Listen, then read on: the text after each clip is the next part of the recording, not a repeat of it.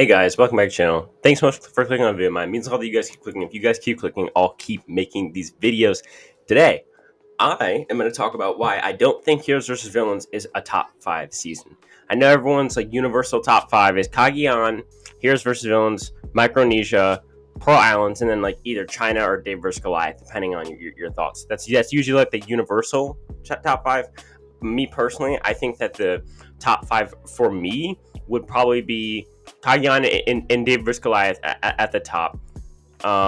Micronesia at 3, Pearl Islands at 4, and then you could plug in an array of seasons at 5. Maybe Winners at War, maybe Philippines.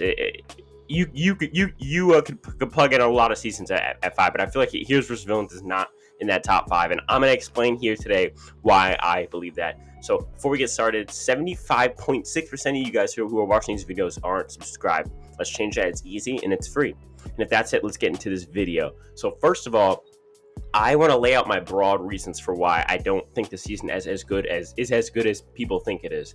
So first of all, the things that are good about the season, the pre-merge from the Tyson boot to the coach boot, fantastic. The merge boot itself, fantastic, right? Overrated, but fantastic. Negatives: the first 2 boots. I believe it's the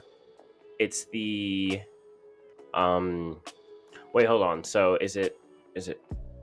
Oh, sorry. Apologies. From the Suri idle play to the coach boot is the good stretch, and the first 2 or 3 boots are not that entertaining or memorable. So I don't like the Sugar boot, the Stephanie boot, or the Randy boot. I find the boots themselves to be boring. Now, obviously, that first episode with Sugar going is obviously so entertaining because of the fact that it is Heroes vs. Villains premiere. You have the whole big challenge at the start, all your characters being brought back. You're introducing a lot of characters. You're setting up a lot of the storylines. So it's very, very entertaining premiere.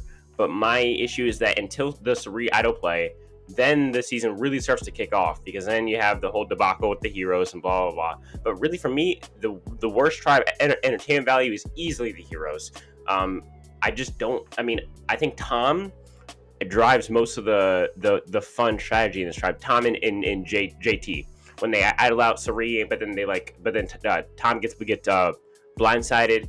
I really wasn't interested in the James thing, but because the James thing, like the whole James banana etiquette, happens in the same episode as Tyson going home, I am kind of interested in it as interested in that episode, because the whole Tyson boot thing happens in the same episode. But I wasn't really as interested in the storylines on the Heroes tribe as I was the storylines on the Villains tribe. I mean, first off, for me, the first boot, Sugar, probably the worst boot in the worst boot, like entertainment wise, in the entire season. She just kind of booted off because she doesn't connect with anyone. They like try and say it was because she cuddled people at night or something like that. BS. She just was kind of she was emotionally not really in the game as far as alliance wise, and they noticed that she was like a wild card in her last season. I mean, she's kind of easy boot. Then Stephanie, I like the whole her and James butting heads, but that's the only reason she goes, is because her and James butt heads. There isn't much advanced strategy in that at all. And then you have Randy going before the alliances are really drawn. Like the line in the sand is really drawn between Russell, Danielle, and Parvati, and then the rest of the tribe. And so I feel like this Randy boot doesn't add much. It just kind of it's before the lines are drawn, they just vote out somebody who's kind of like on the outs, kind of. Who again, like they're like the Sugar of their tribe. These the Randy episode as well isn't that entertaining wise also, whereas in the Sugar episode is not because of Sugar, but because of the it being the big premiere. But the Randy episode has a boring boot and a fairly boring episode. From the Tyson boot to the coach boot, because first you have Tyson, obviously probably the best episode in the entire season, right?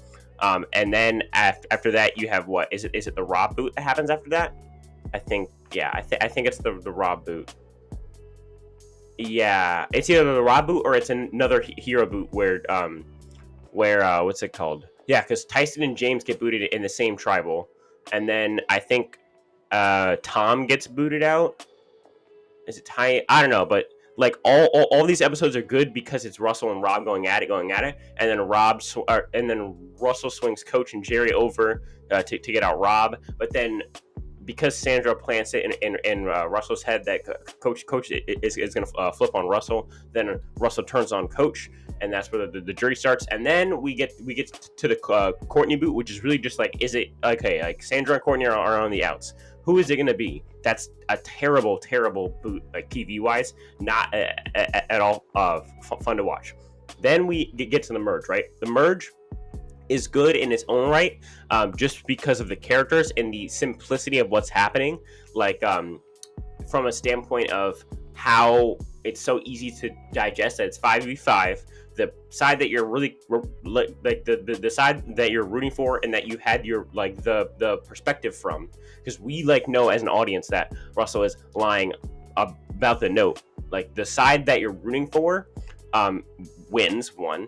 It's told from their perspective, so it's easy to be like, oh yeah, like oh boom boom boom, and then there's two idols play at Tribal. It's the biggest idol play aside from the Kelly Charbal boot in Samoa up to that point, and probably still like a top 5 idol play like right now as I'm speaking pre 41. And so I feel like the merge episode is really digestible and really easy. I don't think the move is as impressive as people put it out to be. She had sniffed out that Amanda wasn't going to vote for her, so that's only 4 people now that can receive votes, right?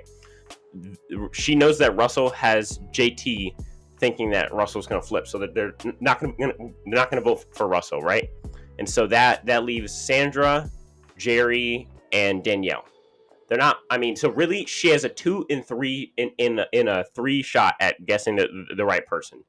So like that's a 66% shot, and it turns out that she needed that extra idol from Russell, which to her credit she got because she her mom with Russell, but the fact that she already had so many options like already crossed off. She only had 3 people to choose from, and she played like 2 of them, and one, and it like she ended up playing correctly, but because like it wasn't as in my opinion, it's not as impressive as it looks because of the fact that when you really look at it, she didn't really have to do much guessing as far as like who's gonna be the person who I need to play the idol for, because there weren't many choices left because they weren't voting for her and they weren't voting for Russell, so it was either Danielle, Jerry, or Sandra, and she played it for the right person.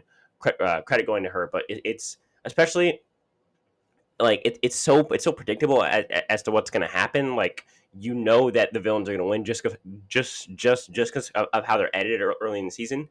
Usually they would try and get us on the side of the heroes, but they actually made the heroes look like dumbasses for voting or for like not voting out James for so long, and they vote them out. Like they give the heroes like that idiot edit and the villains like the scrappy underdog edit. And on top of that, even if she had got it wrong, they would have gone to rocks, and they would have had 3 people immune, 1 person immune, one or two or 3 people immune versus all 5 of the heroes being not immune, but 1, 2, or 3 people being like vulnerable at Tribal, and the heroes would have all 5. So even then, the idol like statistically really probably could have been saved if they got lucky. So I mean, it's confusing, but not in the right ways, and it's not very intricate if you ask me as a vote.